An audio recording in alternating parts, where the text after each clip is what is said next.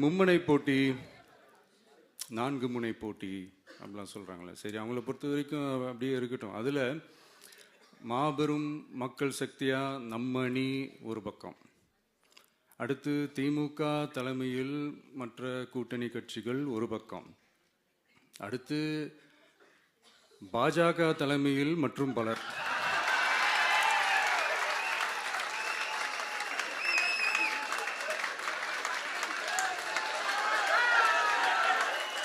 என்னப்பா சிரிக்கிறீங்க? உண்மைதானேப்பா சொன்னேன்.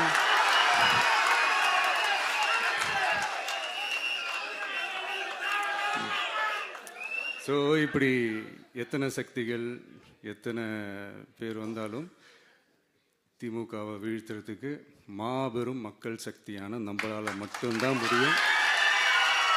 நம்ம டிவிகேவால் மட்டும்தான் முடியும்.